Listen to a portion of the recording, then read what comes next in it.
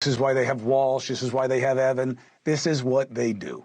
All right? And yeah, Biden slapped him with sanctions. I don't know how much it means. I really don't. It's the largest round of sanctions since Russia invaded Ukraine 2 years ago.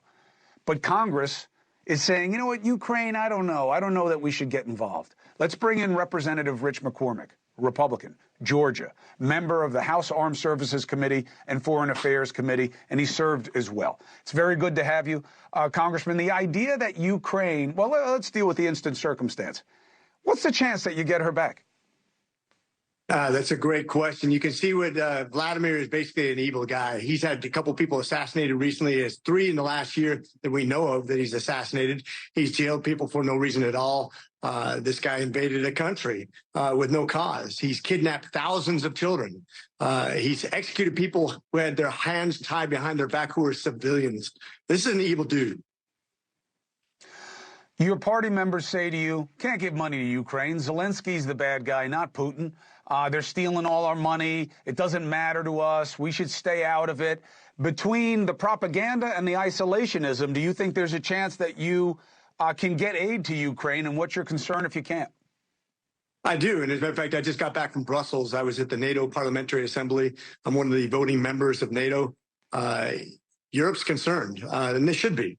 They're in dire straits right now. If you look at the GDP of the United States, which is roughly $27 trillion, Europe, especially NATO units, which is a portion of Europe, all of Europe is around 20 to 25 trillion at most. Russia is at 1.8 trillion, roughly.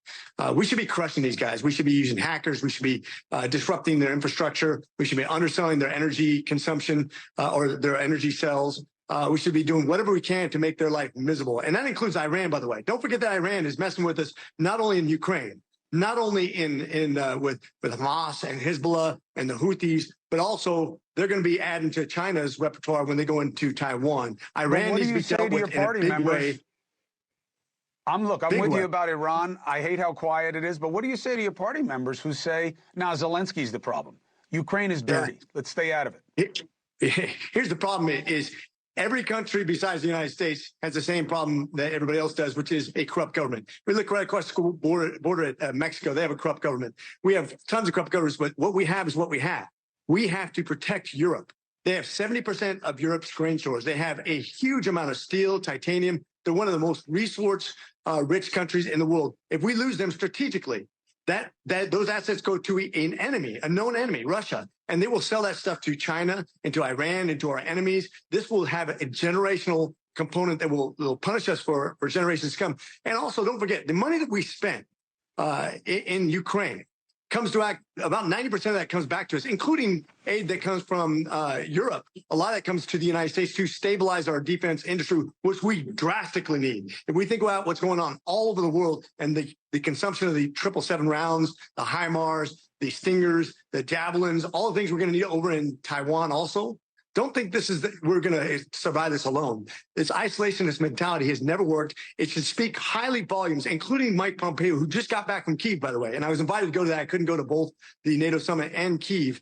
But think about this. Every single Secretary of State that's alive, every single one, every single Secretary of Defense that's alive, whether it be Democrat or Republican, including Trump's Secretary of State, thinks we should be involved and that we should defend this country because it is the right thing to do. We've given them our word in the Budapest Accord. We've given them our word with NATO. We have a strategic interest in this country. We need to make sure we protect our own interests, and we cannot be isolationist because it has never worked in history. Congressman, appreciate your candor. Thank you for coming on the show. You're always welcome, and thank you for your service.